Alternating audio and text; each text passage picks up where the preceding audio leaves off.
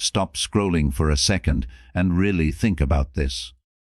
Do you honestly believe that being good protects you, that kindness shields you, that generosity builds loyalty, that honesty guarantees respect? Most people do, because that's what we're taught from the beginning. Be nice, be fair, give more than you take, and somehow life will reward you. But what if I told you that belief is one of the biggest traps in history? What if I told you that this blind faith in goodness is not just false but dangerous, and that it's the very reason so many people end up bitter, forgotten, or taken advantage of? The truth is harsh. Being good doesn't make you safe. Being good doesn't protect you. In fact, when it's not used carefully, being good makes you vulnerable. It turns you into a target for the people who know how to exploit it. And here's the most uncomfortable part: history proves it. Niccolo Machiavelli, a man who studied power, politics, and human nature with a ruthless eye, saw this truth unfold again and again. The kind rulers were overthrown. The merciful leaders were betrayed. The generous kings were abandoned by the very people they helped. What he discovered is that goodness without strategy is self-destruction. That might sound dark, but it's not about turning evil. It's not about becoming cold or cruel. It's about recognizing the world for what it is, not for what we wish it would be. Because here's the reality: in a world full of wolves, being a sheep doesn't make you noble. It makes you lunch. Think about the nicest person you know. Maybe it's someone in your family, maybe a coworker, maybe a friend. Now, ask yourself, is that person respected, or are they simply used? Do people look up to them, or do they turn to them whenever they need something? More often than not, the person who is endlessly kind is the one people lean on without giving anything back. They're the one who gets called when someone needs money, or a favor, or extra work covered. And do they ever get rewarded for it? Rarely. In fact, they're usually overlooked. I once knew a man who was the most supportive manager in his office. He was the first to cover for his team, the first to sacrifice his own time to make their lives easier, the first to put his people ahead of himself. Everyone liked him. Everyone praised him. But when it came time for promotions, he was passed over. The position went to someone else who was less accommodating, less nice, but who looked stronger. Why? Because kindness without strength doesn't inspire respect. It inspires dependence. People don't see it as leadership. They see it as servitude, and servitude doesn't win recognition. This is why Machiavelli warned that survival requires balance. He used the imagery of animals to make his point. A lion is strong enough to scare wolves, but it can't see traps. A fox is clever enough to avoid traps, but it can't fight wolves. To survive, you have to be both. What you cannot be is the sheep, the endlessly gentle one who believes goodness alone will keep them alive. Because the sheep is always the first to be killed. And this brings me to something people rarely want to admit: kindness makes you predictable. Predictability makes you exploitable. If people know you always say yes, they'll keep asking. If people know you always help, they'll never hesitate to demand more. If people know you never push back, they'll keep pushing until you break. This is the hidden cost of being the nice one. You end up being the doormat that everyone walks across on their way to somewhere better. Let's look at generosity. On the surface, generosity seems like the purest form of goodness. We admire those who give freely, who share what they have without hesitation. But here's the paradox: the more you give, the less people appreciate it. The first time you help someone, they're grateful. The second time, they're thankful. But keep helping again and again, and something changes. Gratitude fades into expectation. Your generosity becomes routine. Soon, it's no longer kindness. It's obligation. And if you ever stop, if you ever say no, suddenly you're not the generous one. You're selfish. You're cruel. You're the villain. I've seen this happen in families over and over. A parent gives everything to their children. The first gifts are treasured. The second still bring excitement. But as time goes on, the children stop seeing them as special. A new phone, new clothes, constant support. These things become normal. And the moment the parent says no, they're accused of being unfair or withholding. Years of giving vanish in an instant, overshadowed by a single refusal. It happens in friendships too. The friend who always drives, who always pays, who always organizes. At first, everyone appreciates them. But eventually, nobody even thanks them. They just assume it's their role, and the day that friend says no, the group turns cold. This is the generosity paradox, endless. Giving does not build endless gratitude. It builds entitlement. Psychologists call this hedonic adaptation, the human tendency to normalize good things until they no longer feel special. What was once extraordinary becomes ordinary, and what was once ordinary becomes expected. That's why your repeated kindness becomes invisible, but your single act of resistance becomes unforgettable. People don't remember the 9 times you said yes. They only remember the 1 time you said no. Machiavelli understood this long before psychology gave it a name. He wrote that benefits should be conferred slowly, sparingly, so they taste sweeter. Why? Because when you give too much, you poison your own gift. Scarcity creates value. Abundance destroys it. Now let's talk about appearances, because this is where most good people completely miss the point. Society does not care about who you truly are inside. It doesn't care about your heart, your intentions, your inner goodness. Society cares about what it sees. People judge appearances, not reality. You may be honest, kind, merciful, but if you don't look strong, people won't treat you as strong. If you don't look like a leader, people won't follow you. If you don't look valuable, people won't value you. That's why the smartest, most successful people you know aren't good all the time. They're good when it counts. They know when to wear the mask of virtue. They know when to smile and when to scowl. They know when to show mercy and when to show steel. They're not fake. They're strategic. They understand that everyone sees what you appear to be, but few experience what you really are, and appearances shape reality. Imagine a doctor. Sometimes saving a life means cutting someone open, causing pain in the process. Does that make the doctor cruel? Of course not. The doctor knows the pain is necessary, but to the patient, the appearance might feel harsh. This is the same with leaders and with anyone who wants to survive in a harsh world. Sometimes truly doing good means looking bad in the moment. Sometimes helping someone means telling them no. Sometimes protecting yourself means disappointing others. The mask of virtue isn't about lying.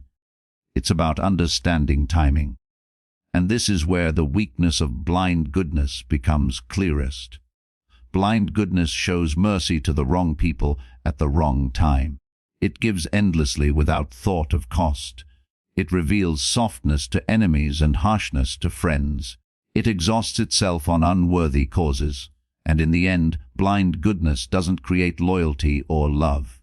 It creates dependency, resentment, and betrayal. I learned this lesson myself the hard way. For years, I said yes to everyone, every request, every favor, every project. I thought I was being helpful. I thought I was being good. But what really happened? My own goals were pushed aside, my own dreams stalled. And worse, I started to feel bitterness toward the very people I was helping. I wasn't helping because I wanted to anymore. I was helping because I didn't know how to stop. And when I finally tried to set boundaries, people acted shocked, even angry. They didn't see my years of sacrifice. They only saw the one time I refused. That's when I realized that saying yes to everyone is really just saying no to yourself. And here's the brutal truth: when you abandon yourself long enough, you eventually abandon everyone else too. Because you burn out, you collapse, you become empty, and then the people who depended on you have nothing left to take, and they move on without a second thought. That's why protecting your energy, your time, your resources is not selfish. It's necessary. It's the only way to make your kindness sustainable. Because unlimited kindness drains you dry, and once you're empty, your goodness is worthless. So what do we do with all of this? If blind goodness is dangerous, if endless giving backfires, if appearances matter more than intentions, does that mean we stop being good altogether? Do we just become cold, selfish, ruthless? Not at all. The point isn't to abandon goodness. The point is to wield it with precision, to use it like a tool instead of letting it use you. Machiavelli never said kindness was worthless. He said kindness without caution destroys you. Mercy, generosity, honesty, these are powerful forces. But power has to be guided. Think about fire. In the fireplace, fire warms the whole house. Left unchecked, it burns the house down. Goodness works the same way. When it's controlled, it builds trust, loyalty, and even love. But uncontrolled, it burns you alive. This is why Machiavelli urged leaders to be feared rather than loved. If they couldn't be both. He didn't mean terrorize people for fun. He meant that fear creates boundaries, while love without limits does not. People may love you, but love is fickle. Gratitude fades. Fear, however, commands respect because it establishes consequences. And in a harsh world, consequences are the only thing that keep most people in line. Now, this doesn't mean you walk around intimidating everyone.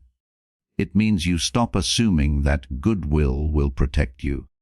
It means you understand that sometimes people need to know you can say no, that you can withdraw your support, that you can enforce limits. Otherwise, your kindness is just weakness dressed up as virtue. Here's a story that drives this home. Centuries ago, a ruler was known for his mercy. He forgave traitors, spared rivals, gave second chances to those who tried to overthrow him. People praised him as noble. But what happened? His enemies saw his mercy as weakness. They plotted again, knowing he would forgive again. His allies abandoned him, realizing his protection was unreliable. And in the end, he was overthrown by those very enemies he had spared. His mercy didn't save him. It destroyed him. Now contrast that with another ruler who was merciful too, but only when it counted. He forgave small offenses, showed compassion to loyal followers, but crushed betrayal immediately. People feared to cross him, but also knew he could be kind. His reputation for balance gave him both authority and loyalty. That is the difference between blind goodness and strategic goodness. Let's bring this into the present. Think about relationships. How many people stay in toxic friendships or unhealthy romances because they think leaving would be mean? They keep giving chances, keep forgiving lies, keep sacrificing their own well-being in the name of goodness. And where does it lead? They lose themselves. They're drained, disrespected, and eventually discarded. The sad part is they think their endurance proves their goodness. But in reality, it proves their blindness. Because kindness without boundaries isn't kindness. It's self-betrayal. Or consider the workplace again. A boss who always forgives missed deadlines, always tolerates poor performance, always sacrifices to cover for employees.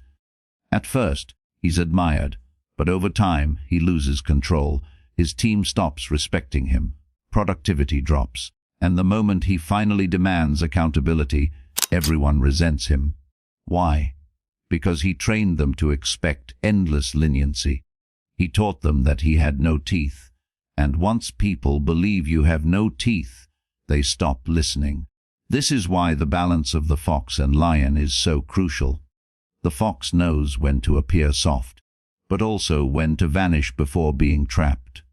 The lion knows when to roar and show strength so others don't forget. You must carry both within you. Only then does your goodness mean something. Here's something few people like to admit. Most people don't actually want endless kindness. They want strength. They want someone they can rely on, someone they know won't crumble under pressure. They respect those who can enforce boundaries. They admire those who can say no. Goodness only has value when it comes from someone who also has power. Without power, goodness is just helplessness dressed up as virtue. And this takes us to legacy. Ask yourself, how do you want to be remembered? Do you want to be remembered as the person who was always nice, always available, always self-sacrificing, but forgotten the moment you stopped giving? Or do you want to be remembered as the person who commanded respect, who gave when it mattered, who stood firm when it was necessary? The truth is, nobody remembers the endless yes. They remember the decisive no. They remember the moment you refused to bend. That's when they finally saw your strength. I'll give you a personal example. There was a time in my life when I agreed to every favor, every request, every demand. I thought people would value me more for it, but the opposite happened. The more I gave, the less I was valued. I was overlooked, dismissed, forgotten. Then, one day, I finally drew a line. I said no to something that was unreasonable, and the reaction shocked me. People got angry. They accused me of changing, of being difficult. But beneath the anger, something else happened. They began to treat me with a new kind of caution. They realized I wasn't endlessly pliable anymore. And over time, that caution grew into respect. That single no did more for my reputation than years of yes ever did. This is the paradox. Goodness without limits erases itself. Goodness with boundaries magnifies itself. When you protect your own strength, your kindness actually carries weight. When you don't, your kindness becomes invisible. So how do you live this in practice? Start by watching where your goodness goes. Don't give endlessly to those who never give back. Don't offer mercy to those who mock it. Don't sacrifice yourself for people who wouldn't bleed a drop for you. Your energy, your time, your kindness, they are currencies. Spend them wisely, because once they're gone, they don't come back. Second, remember that appearances matter. Don't just be good. Look strong while you're being good. People need to see your limits. They need to believe in your boundaries. They need to know that beneath your smile, there are teeth. You don't have to bite, but the fact that you could is what gives your smile meaning. Third, accept that not everyone will appreciate you. Some will call you cold. Some will call you selfish. Some will accuse you of changing. Let them. The truth is, you didn't change. You just stopped being their supply of free energy. You stopped letting them consume you. And that shift threatens them, because it means they can no longer control you. But in the long run, the people who truly matter will respect you for it. Finally, learn the timing of your goodness. Don't waste it on people who abuse it. Don't give it in situations where it does more harm than good. Use it like a blade, sharp, precise, powerful. Mercy, when given at the right time, can build loyalty stronger than fear. Generosity, when given at the right time, can inspire devotion. Honesty, when given at the right time, can strengthen trust. But given blindly, these same virtues destroy you. Machiavelli once said that it's better to appear merciful, faithful, humane, sincere, and religious, but also to have the mind prepared to turn the opposite way when necessary. That's not hypocrisy. That's survival. That's strategy. And strategy is what gives goodness its real strength. So the question I'll leave you with is this: are you being good, or are you being blind?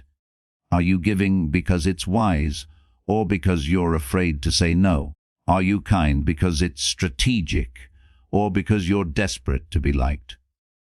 Only you can answer that. But know this, if your goodness is costing you your strength, it's not goodness anymore.